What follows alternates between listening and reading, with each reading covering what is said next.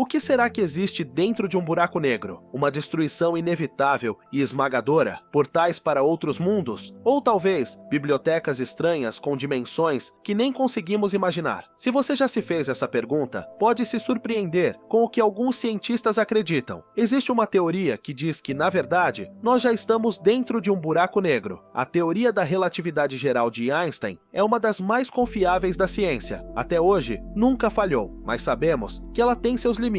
Nos centros dos buracos negros e no momento do Big Bang, onde tudo começou, nesses pontos extremos, a matéria é comprimida a densidades infinitas, criando o que chamamos de singularidades, lugares onde as regras da relatividade simplesmente deixam de funcionar. E o mais curioso é que os buracos negros e o Big Bang têm mais em comum do que só desafiar a teoria de Einstein. Eles compartilham padrões matemáticos tão parecidos que levaram alguns cientistas a pensar que o Big Bang poderia ter sido, na verdade, o centro de um buraco negro colossal. Parece loucura? Vamos explorar essa ideia juntos. Buracos negros. Para começar, pense nos buracos negros. Se você pegar qualquer quantidade de matéria e comprimir ao máximo, ela fica tão densa que acaba presa pela própria gravidade. Na linguagem da relatividade geral, isso gera uma singularidade envolvida por um horizonte de eventos, uma espécie de limite, onde o espaço passa a fluir como um rio na velocidade da luz. Nada consegue voltar depois que cruza esse ponto, nem mesmo a luz. De fora, um buraco negro parece uma esfera negra localizada no espaço, invisível, pois nenhuma informação consegue escapar de seu interior. O universo também tem uma singularidade. Curiosamente, o nosso universo também tem sua própria singularidade, o Big Bang, só que em vez de estar no centro de um buraco negro, ela está no passado,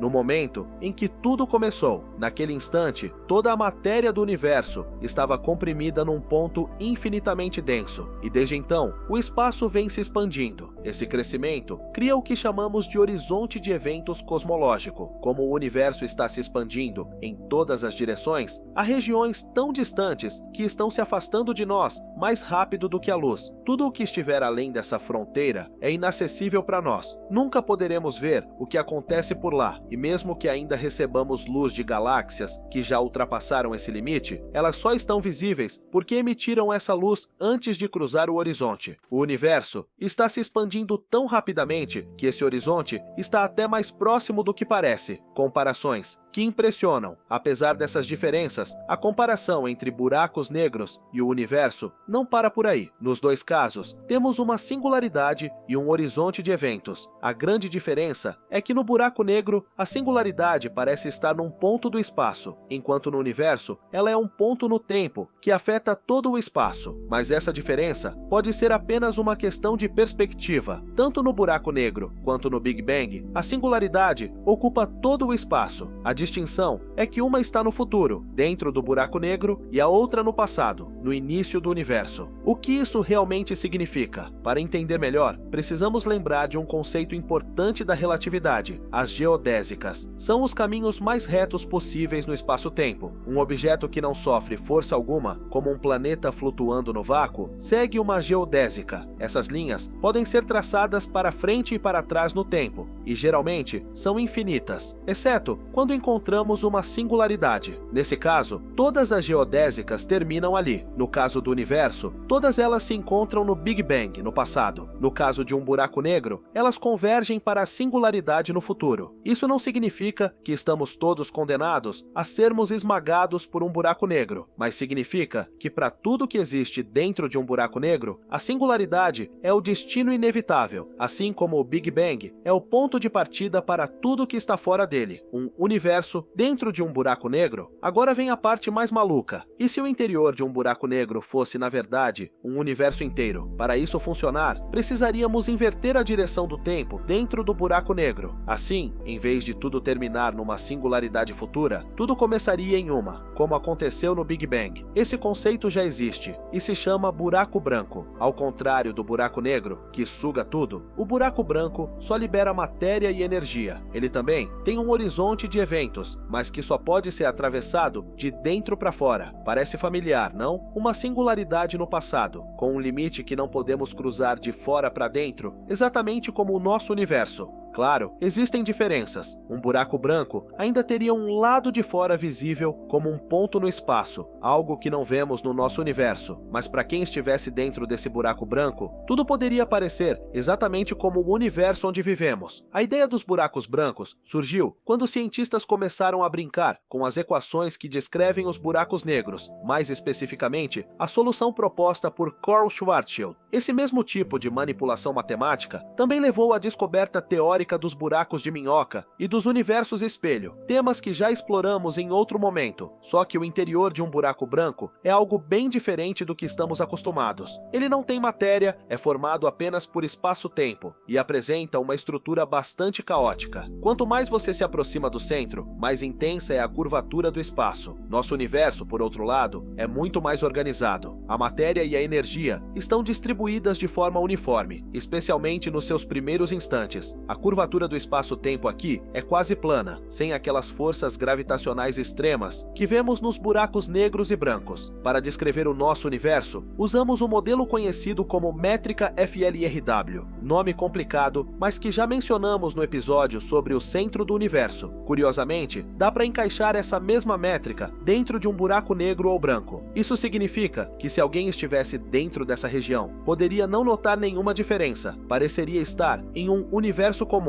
A primeira vez que alguém descreveu matematicamente como um buraco negro poderia se formar de forma realista foi em 1939. O responsável por isso foi Robert Oppenheimer, sim, o mesmo envolvido na criação da bomba atômica, junto com seu aluno Hartland Snyder. Eles imaginaram uma estrela como uma nuvem esférica de matéria com densidade uniforme e sem pressão. Essa estrela colapsaria por conta própria, criando um horizonte de eventos, a fronteira do buraco negro. Dentro dessa nuvem, o espaço-tempo continuaria plano até virar uma singularidade. Claro, estrelas reais são bem mais complexas, têm centros densos e muita pressão, mas esse modelo simples nos deu um primeiro vislumbre de como buracos negros podem se formar e revelou algo ainda mais curioso. A mesma suposição usada por Oppenheimer e Snyder de densidade constante e pressão nula foi usada anos antes por Alexander Friedman para descrever o universo inteiro. Isso virou a base da métrica FLRW. Em outras palavras, dá para encaixar essa métrica usada para o universo dentro da métrica de um buraco negro, e isso continua válido mesmo depois da criação do horizonte de eventos. Ou seja, o interior de um buraco negro pode parecer um lugar calmo e plano, mesmo sendo rodeado por um campo gravitacional extremo. E se isso vale para buracos negros, também pode valer para os buracos brancos. Basta inverter a direção do tempo. Um buraco branco poderia conter uma bolha de espaço em expansão, com características muito parecidas com as do nosso universo. Se esse buraco branco fosse grande o suficiente, talvez fosse impossível distinguir seu interior do universo que conhecemos. Foi exatamente essa a proposta do físico indiano Raj Patria, em 1972, com sua hipótese chamada de cosmologia de buracos negros. E até hoje, ninguém conseguiu provar que essa ideia está errada. Existe também outra teoria interessante, chamada de seleção natural cosmológica, proposta por Lee Smolin. Ela sugere que cada buraco negro, ao invés de formar uma singularidade, poderia se transformar em um buraco branco e gerar um novo universo. Nesse novo universo, novos buracos negros se formariam, e assim o ciclo continuaria. Agora, para responder à pergunta que começou tudo isso, será que estamos dentro de um buraco negro? Falta só mais um elemento. Em 1999, Stephen Hawking mostrou que se um buraco negro estiver perdendo massa por radiação Hawking e ao mesmo tempo absorvendo radiação, como a radiação cósmica de fundo, em equilíbrio, a distinção entre buraco negro e buraco branco pode desaparecer. Eles poderiam ser, na verdade, a mesma coisa. Juntando tudo isso, os modelos que fazem um buraco branco parecer o nosso universo por dentro, e a ideia de Hawking de que buracos negros e brancos podem ser um só, dá para dizer que talvez, só talvez, estejamos mesmo dentro de um buraco negro. Mas será que o universo é mesmo um buraco negro? Ou seria um buraco branco? Provavelmente não. Não temos motivos fortes para acreditar nisso, e seria necessário um bom argumento científico que tornasse essa hipótese realmente convincente. A ideia da seleção natural cosmológica pode ser um caminho, mas ainda faltam provas. Por outro lado, se estivermos mesmo dentro de um buraco negro, agora você já sabe como ele é por dentro. E sim, até bibliotecas caberiam nesse lugar misterioso.